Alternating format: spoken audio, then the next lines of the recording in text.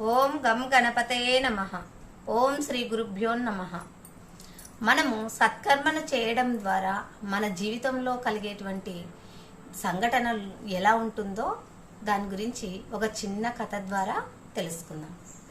ఒకసారి ఏమైందంటే, ఒక దట్టమైన అడవిలో ఒక సన్యాసి నివసించేవాడు. ఆ సన్యాసి దగ్గర ఒక యువ శిష్యుడు ఉండేవాడు. అయితే ఆ సన్యాసికి ఆయన పూర్తిగా ధ్యానం చేసేవాడు. ఆయన పూర్తి నిమగ్నమై ధ్యానం చేసేవాడు. ఆ ధ్యానంలో ఆయన భవిష్యత్తులో జరగబోయే విషయాన్ని కూడా తెలుసుకోగలిగేవాడు. అయితే ఒకసారి ఆయన పూర్తిగా ధ్యానంలో మునిగిపోయి ఉన్నప్పుడు ఆ యువ శిష్యుని గురించి ఒక భయంకరమైన విషయం కనపడింది. అదేమిటంటే, ఆ యువ శిష్యుడు ఒక వారం రోజులలో చనిపోతాడు అన్ననే భయంకరమైనది ఆయనకు వచ్చింది.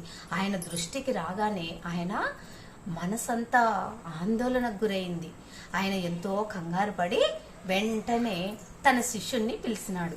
పిలిచి, శిష్య, నేను నీకు ఒక వారం రోజులు సెలవిస్తాను, వెళ్ళి నీ కుటుంబంను కలుసుకొని నీ తల్లిదండ్రుల దగ్గర నీవు సంతోషంగా ఉండిరా అని చెబుతాడు. అయితే, అవునా గురువు గారు, నిజమా? మీరు నన్ను నా తల్లిదండ్రుల దగ్గరికి పంపిస్తున్నారా? అయితే నాకు కూడా కొంతకాలం నుంచి నా తల్లిదండ్రులు బాగా గుర్తుకొస్తున్నారు. కాకపోతే నేను మిమ్మల్ని అడగలేకపోయాను గురువు గారు అని అంటాడు. అయితే గురువు ఉండి, ఇప్పుడు నిన్ను వెళ్ళిపోమనే చెప్తున్నాను, వెళ్ళి నువ్వు కరెక్ట్గా 8వ రోజు నా దగ్గరికి మళ్ళీ తిరిగి రావాలి అని చెప్తాడు. అయితే ఆ యువ శిష్యుడు ఎంతో సంతోషపడతాడు. సంతోషపడి ఆ ఆనందంలో, గురువుగారు మీరు నిజంగానే చెబుతున్నారు కదా, అయితే నేను మా తల్లిదండ్రుల దగ్గరికి వెళ్ళి వస్తాను అని చెప్తాడు. అప్పుడు చెప్పగానే ఆ గురువు గారు ఏమంటాడంటే, బాగా గుర్తు ఉంచుకో నాయనా, నీవు కరెక్ట్గా 8వ రోజు నా దగ్గరికి రావాలి అని చెబుతాడు. అంటే సరే గురువు గారు అని చెప్పి సెలవు తీసుకొని వెళ్ళిపోతాడు. ఆయన ప్రయాణం చేస్తూ ఉండగా బాగా కొంత దూరం వెళ్ళిన తర్వాత ఆయనకు కాస్త దాహం అనిపించింది. దాహం అనిపించి అక్కడ పక్కలో నది ఉంటే ఆ నది దగ్గరికి వెళ్ళి నీరు తాగడానికని వెళ్తాడు. అక్కడ వాటర్ తాగి అక్కడే కాసేపు నిలబడి ఒక విషయాన్ని గమనిస్తాడు. ఏంటి అంటే, అక్కడ ఆ నది ఒడ్డున చీమల గూడు ఉంటుంది. ఆ చీమల గూడు నుంచి లోపలికి బయటికి కొన్ని వేల చీమలు లోపలికి బయటికి వస్తూ పోతూ ఉన్నాయి. అవి చూసి ఆయన చాలా సంతోషపడ్డాడు. అలా చూసిన తర్వాత అక్కడ ఒక విషయాన్ని గమనించాడు. ఏంటి అంటే, అక్కడ నుంచి కొద్ది రోజులుగా వర్షం పడటం వలన నీరు ప్రవాహము పెరిగిపోయి ఆ ఒడ్డు మీదకి నీరు వస్తుంది. అయితే ఆ విషయాన్ని గమనించి ఆ శిష్యుడు బాగా ఆలోచించినాడు. ఏం చేయాలి, ఇన్ని చీమలు ఆ నీళ్ళల్లో కొట్టుకుపోయి చనిపోతాయి కదా, వాటిని ఎలా కాపాడాలి అని బాగా ఆలోచిస్తాడు. ఇంకా ఆయనకు కాసేపటికి ఒక ఐడియా వస్తుంది. ఆయన ఏం చేస్తాడంటే, ఆయన షర్టుని విప్పి అక్కడ పక్కలో ఉన్న మట్టిని బాగా అంతా ఇట్లా మోసుకొని వచ్చి ఆ చీమలకి చుట్టూగా మొత్తం ఇట్లా గోడలాగా అడ్డు పెడతాడు. అడ్డు కట్టి ఇంకా మళ్ళీ ఆ నదిలో నీళ్లు ఈ గట్టు దగ్గరికి వస్తాయేమో, ఆయన కట్టినది పడిపోతుందేమో అన్న ఆలోచనతో ఏం చేస్తాడంటే, ఆ వచ్చిన నీరు కూడా మళ్ళీ తిరిగి నదిలోకి వెళ్ళేటట్టుగా కాల్వలాగా చేస్తాడు. ఆ చిన్న కాల్వలోకి వచ్చిన నీరు వచ్చినట్టుగానే పారిపోతుంది. అలా పోవడం చూసి బాగా అన్ని గమనించి ఆ చీమలకెళ్ళి రాకపోయేసరికి ఇంకా ఇంత కష్టపడినందుకు ఫలితం దక్కింది, ఆ చీమలను నేను కాపాడగలిగినాను అని ఆయన మనసుకు ఎంతో సంతోషపడి వెళ్ళిపోతాడు. ఆయన దారిన ఆయన వెళ్తాడు. వెళ్ళి తన తల్లిదండ్రుల దగ్గర ఒక వారం రోజులు ఉంటాడు. ఉండి ఇక గురువు గారు చెప్పిన విషయము 8వ రోజు బాగా గుర్తుకొచ్చింది.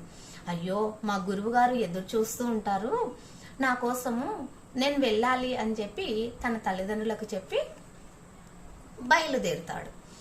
అక్కడ గురువుగారు బాగా భయంతో ఆందోళనతో ఏం చేస్తున్నాడో నా శిష్యుడు, 8వ రోజు అంటే చనిపోయింటాడేమో, ఇంకా అసలు వస్తాడా రాడా అని ఆయన కంగారుతో అటు ఇటు తిరుగుతూ ఇంకా ఆలోచిస్తూ ఉన్నాడు.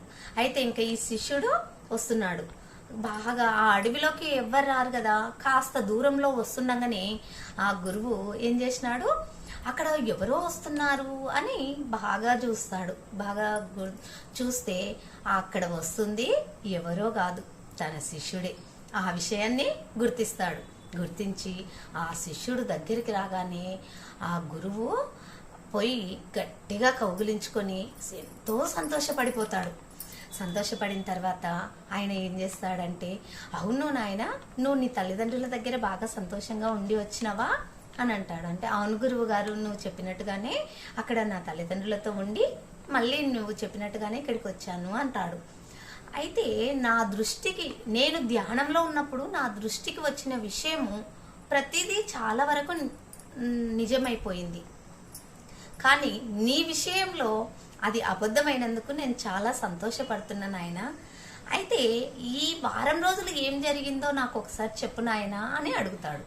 అడిగితే అప్పుడు ఆ శిష్యుడు పోయేటప్పుడు, ఆయన ప్రయాణమై వెళ్ళేటప్పుడు మధ్యలో మొత్తం దారిలో జరిగిందంతా ఆ చీమల విషయము, గూడు విషయము అంతా చెప్పి ఇంటికి వెళ్ళానని చెప్తాడు. జరిగిన విషయం అంతా తెలుసుకొని నా గురువు గారు ఒక్క చిరునవ్వు నవ్వి సంతోషపడి ఇలా అంటాడు, నాయనా, నువ్వు చేసిన ఒక్క మంచి పని నీకు 8 రోజులు ఆనందకరమైన జీవితాన్ని ప్రసాదించాయి. అంటే మనము ఏదైనా సరే సహాయం చేస్తున్నాము అంటే అది చిన్నదా పెద్దదా అని చూడకూడదు. ఏదైనా సరే ఒకరు ఆపదలో ఉన్నారు అంటే నీకు తోచిన సహాయం నువ్వు చేయగలిగితే అది మనకు ఇప్పుడే, అంటే చేసిన వెంటనే, ఒక్కొక్కసారి చేసిన వెంటనే ఫలితం రాదు.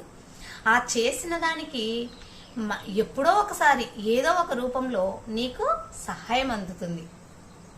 మంచి కర్మ చేస్తే మంచి ఫలితం లభిస్తుంది. అదే చెడు కర్మ చేసిన వారికి ఆ చెడు కర్మ ఎప్పటికైనా సరే అనుభవించి తీరాల్సిందే. నీవు చేసిన మంచి కర్మ వల్ల నీకు మంచి జరిగింది. నీవు చేసుకున్న ఆ పుణ్యమే నీకు ఇన్ని రోజులు సంతోషకరమైన జీవితాన్ని ప్రసాదించింది అని చెబుతాడు. ఈ కథ వల్ల మనకు ఏం తెలిసింది అంటే, ఒక సత్యాన్ని గమనించినాము. ఏమిటంటే, అది మనము మనస్ఫూర్తిగా మనం ప్రేమతో ఎంత సహాయం చేసినా అది ఫలితం ఉంటుంది. కానీ మనసులో ఏదో పెట్టుకొని సహాయం ఎందుకు చేయాలి అని అనుకుంటే అది చెడు మార్గాన్ని చూపుతుంది. కాబట్టి మనం మంచి చేసి ఆ ఆపదలో ఉన్న వారికి సహాయం చేసి వాళ్ళ ముఖంలో వెలుగును చూసినట్లయితే మనకు ఎంతో సంతోషాన్ని కలుగుతుంది.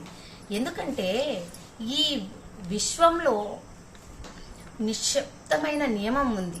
ప్రతి మంచి పని ఒకరోజు మన విధినే మార్చగలుగుతుంది. జై శ్రీరామ్.